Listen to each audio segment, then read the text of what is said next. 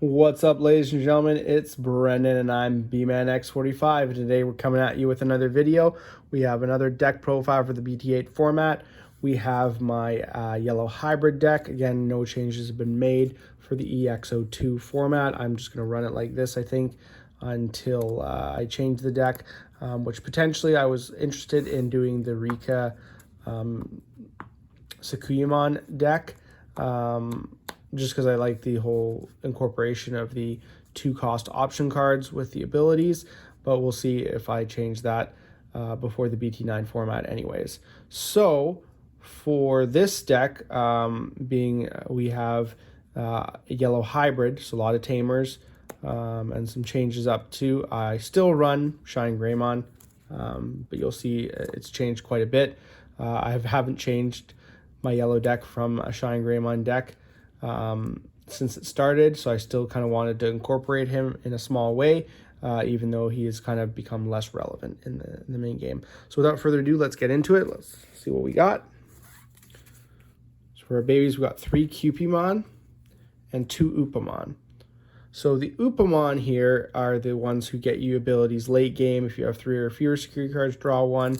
Whereas if you have 5 or more, draw 1. Cupimon's more important in this deck than the Upamon because you have a lot of recovery. But I definitely wanted to do the 3-2 split because I do feel like, you know, depending on how your game goes, he could become more relevant in some games than him. So that's it for the babies. Next we have 4 Patamon, so the inheritable once per turn. When your opponent's Digimon is deleted by dropping to 0 DP, gain 1 memory. So yeah, we've got that. And 2 Salamon on deletion. If you have 3 or fewer, gain recovery +1. So, you know, they're just there for the baby play, gets your free draw, but they're also there for another reason. We'll get to that in a second. It's just the 6 of them, level 3s. And then we have 2 Bokumons, which are just on play, reveal 5, add a couple cards to your hand, and basically to gain memory off of your hybrid Digivolutions. So 2 of them is good enough, which brings our level 3 count to 8, which is very small, but we don't really care about our level 8s. Then we got our level 4s. We got our Kazimons, which are just summoning off of our tamers for 2. We have our Zephyrmons, which are summoning off of our tamers for a cost of 2 as well. Plus, if it has hybrid in its traits or Zoe in its Digivolution cards, basically if it has hybrid, if the Digivolution card has Zoe in it or hybrid in its traits, it gains the ability to give your security Digimon plus 3,000 DP until the end of your opponent's next turn. So it just kind of gives all your monsters a buff. And you can go on top of a Kazimon for 1 to get that ability if you don't have the Zoe to go on. So these are your hybrid plays. You kind of have to max out your hybrids because there's what you're summoning. And then lastly, we have 4 of the new Rapidmon from BT-8, which is an amazing card. He is a green-yellow 4 to Digivolve into unless you have a Terriermon, so he's better in green because then you can go for 3. He's got Armor Purge, so if he would be deleted, you may trash the top card of the Digimon to prevent the deletion. And when Digivolving, and this is where you have lots of tamers, so this is good, suspend one of your opponent's Digimon for each tamer you have in play, then up to 3 of your opponent's Digimon suspend Digimon, gain minus 5,000 DP for the turn. So if your opponent already has a suspended Digimon, you don't necessarily need to have many tamers, but if you have more tamers, the better his ability is. And basically he's basically there for your level 3 play because you're never going to be using your hybrids to go from your level 3 into level 4. So he's a nice level 4 play off your guys always. And then with the Patamon, he's really good too. Just an amazing card. Such a great card. So that's it for your level 4s. 12 level 4s. Our level 5s, we have 4 Jet Sylphimon. The level 5s are so good for hybrids because they all Digivolve for 1 if it has a Tamer in its Digivolution cards, which is amazing. When Digivolving, she gets recovery +1, and it's not specific to how many cards you have, so you can go past, you can be at 5 and go up to 6, so that's really cool. Best level 5, one of the best level 5 hybrids in the game. We also run 2 Rise Greymons because you run a lot of Tamers. Not a lot of them have on-play effects, so being able to summon them for free is super important, especially the expensive ones, the 4-cost ones. So 2 Rise Greymons are really great. Really comes in handy. So that's 6 level 5s. Again, the monster count's really low in this deck. We have the One Shine Greymon. And of course, you guys all know by now, I've played him in every yellow profile I've done. Suspend as many Tamers as you have on the board that are unsuspended, and minus 4,000 from multiple monsters on your opponent's board, potentially board wiping your opponent, depending on how many Tamers you have. And then he gains plus 1,000 for each Tamer you have in play. So really good, but only playing 1. He is slow, but he's an amazing card, and in my opinion, worth running 1.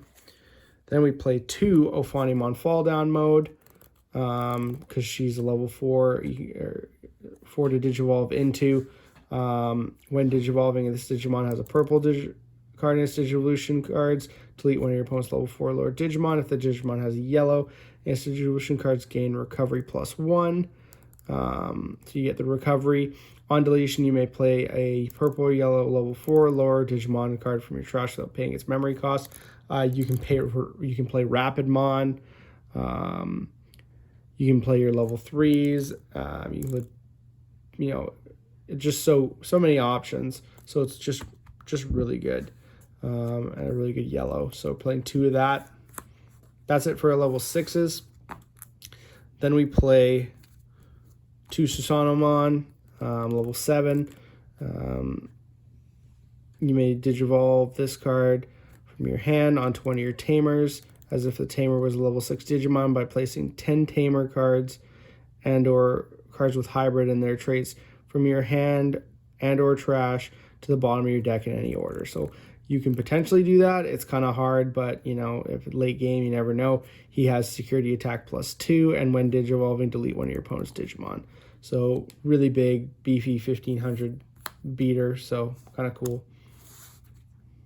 That's it for our monsters. Very low monster count, but this is a Tamer deck, so you run 4 TK, gets you your memory Tamer, and you get to look at the security stack, add a card, and if it's a yellow card, you get recovery +1. 4 cost. He's the only card you don't want to play off the Rise Greymon because he has an on-play effect. Most of the other guys don't, so it doesn't really matter. Then you have 4 Cody. He's the new one from BT-8. Start your main phase. If you have your yellow Digimon and play, gain 1 memory. There's only 3 costs to play. And on your turn, when one of your Digimon with 2 more colors attacks, you may suspend this Tamer to give one of your opponent's Digimon minus 2,000 DP. So that's really cool with the Ophanimon ability. So that's really good there. Then we play 3 Zoe Horimoto from BT7. And on play, you may search your security stack for 1 card with hybrid of 10 warriors, reveal it, add it to your hand. If you added a card to your hand, recovery +1. So basically the same thing as TK, only you're searching a hybrid or 10 warriors cards out, which you do have tons of targets. And then she has inheritable, if she's under a Digimon, all your security Digimon gain 3,000 plus, which is huge. Then you have your last 3 Tamers, which is the TK Kari Tamer. If you have fewer security cards than your opponent, gain 2 memory. When one of your yellow Digimon attacks, you may suspend this Tamer to have one of your opponent's Digimon gain minus 1,000 DP. So, really good. Total of 14 Tamers. So a lot of Tamers in this deck, but you need them, and you need to be able to play them fast. And honestly, you want your security stack to be full of Tamers so your opponent pays for attacking you. 2 yellow memory boost for searching and memory because they're always important. And then the trifecta of option cards, reinforcing memory boost, Eden's Javelin, and Blinding Ray. If I probably had room, I'd probably run another Eden's Javelin, but you generally only need 1 Blinding Ray and 1 reinforcing memory boost. So they're both good cards. And that pretty much does it for the deck. It's been running pretty well.